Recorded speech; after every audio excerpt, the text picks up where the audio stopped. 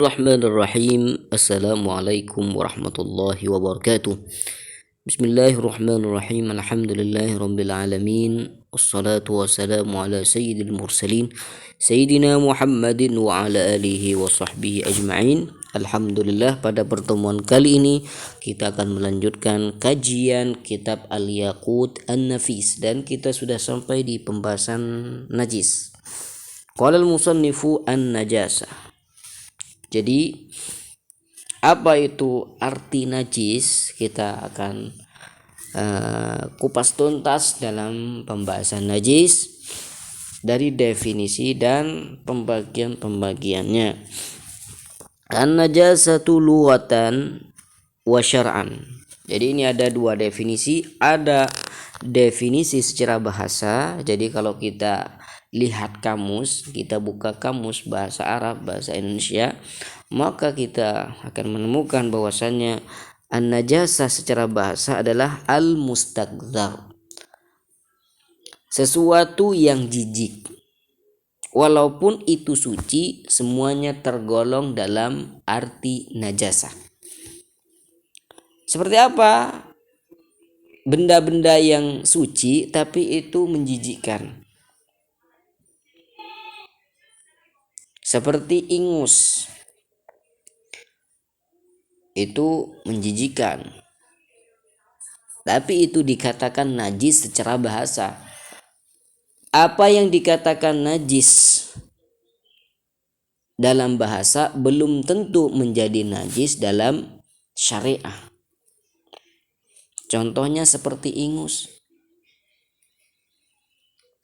ludah, semuanya tergolong sesuatu yang menjijikkan, tapi itu tidak dikatakan najis dalam syariat.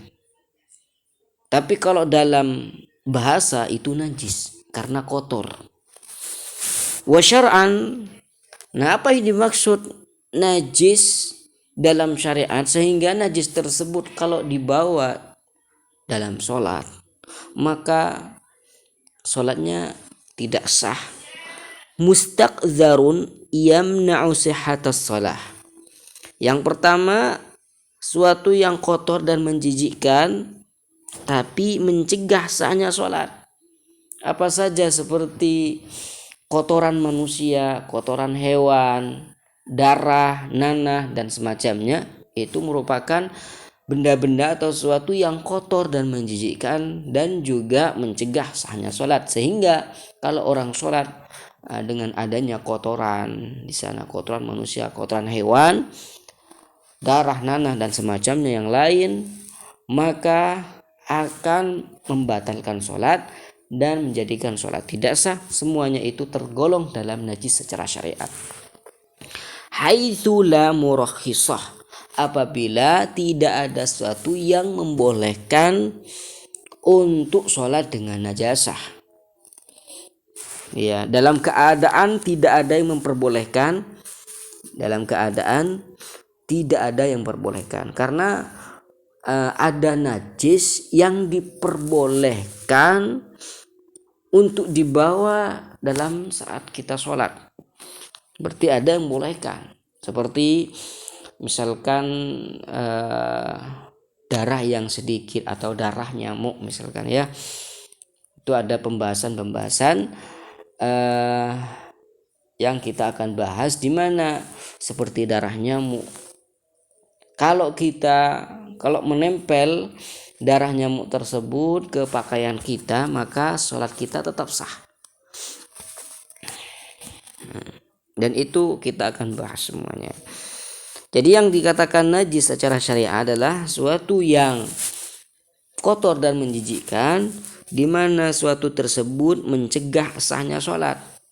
Jadi kalau ada sesuatu yang kotor, menjijikkan, tapi tidak mencegah sahnya sholat, seperti ludah, ya, seperti ingus, ya, maka itu tidak tergolong najis dalam syariat, ya, seperti itu.